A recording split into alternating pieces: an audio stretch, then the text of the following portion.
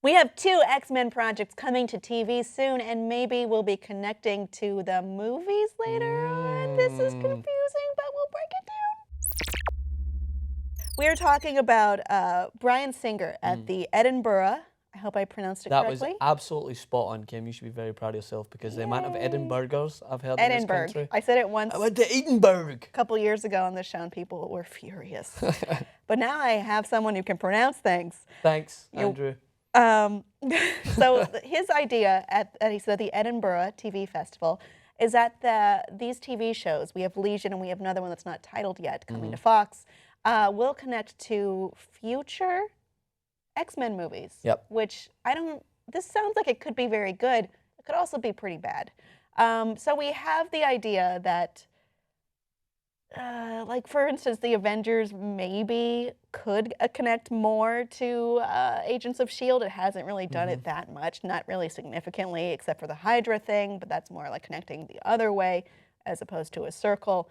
It could be cool. It could also be missing major parts or connected in a very insignificant way, a la Agents of S.H.I.E.L.D. It's not clear yet. Yeah. Bear with me, my pessimism over TV shows created by Marvel, specifically on Fox or in ABC, has kind of skewed my vision. I'm never enthusiastic. All right, I mean, Agents of S.H.I.E.L.D., is it still going on? I think honestly, I tried to watch it. I tried so hard and I couldn't get into it. I told it really picks up after 17 episodes, but that is a long. What the? It really picks up after 8 seasons. That's hours of my life.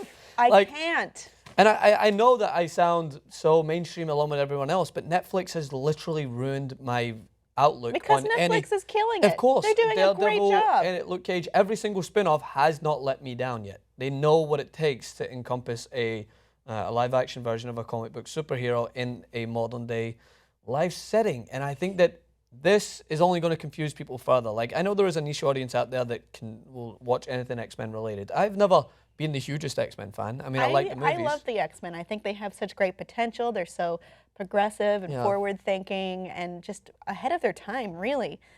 I haven't loved the movies that have come out. Yeah. The last thing I really loved from X-Men was an animated TV show, which is completely different from this. Yeah. So I don't know. I'm as bandwagon a fan for the X-Men series as anyone else. Like, my comic book alliance lies more with individual characters. I like to relate to a Daredevil or as often as a Batman or anything else. But I really like James McAvoy, so I watched a lot of the X-Men movies just because James McAvoy's in it. But I'm not enthusiastic about a crossover either way. Like, crossovers are so particular to try and hammer down. So if you're trying to cross over movies and TV shows, that is even more complicated than they're anything. saying it's with 2 future movies, and the only 2 that are coming up are Wolverine 3 and the X-Men movie that's set in the 90s.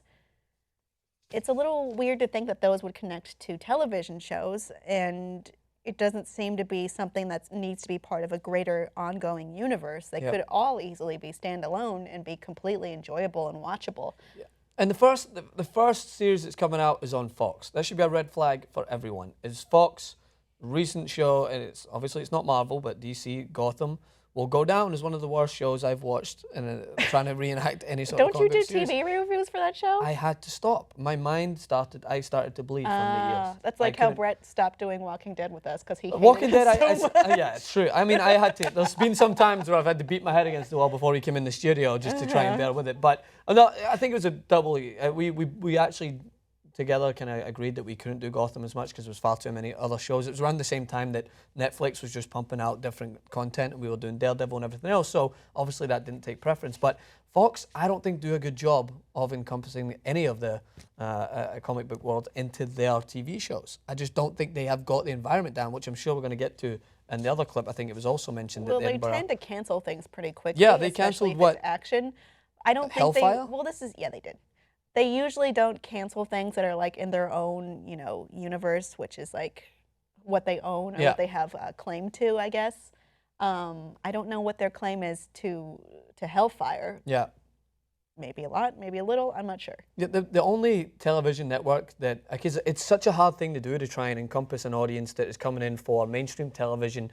More often than not, it's a young audience trying to keep them interested for a 22 23 episode series. It's hard to kind of capture that audience. The CW, I think, have done it pretty good. Like with The Flash and Arrow, I'm consistently watching The Flash. They've managed to balance that kind of very tongue-in-cheek style comedy with a serious outlook on the superhero. I think they've done a fantastic job. So if anyone I was to kind of put my faith in, it would be the CW, but of course they deal with DC Comics.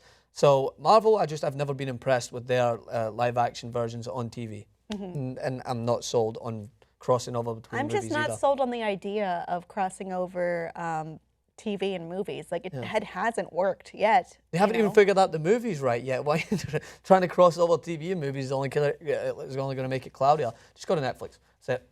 Netflix are going to win it. It's good, and we're probably going to talk about Luke Cage soon when it premieres. So can't I'm excited for that. Yep. Because baby, I like it raw. I like it raw. That sounds weird out of context. That's a Wu-Tang Clan song. And I recently learned that they're not as tough as I thought they were. They're just a bunch of nerds. And that's why I like them now. Audience, what do you think of the idea of linking X-Men, TV, and movies together? Can it be pulled off? Can it be great? Let us know below in the comments. And please like and subscribe for more.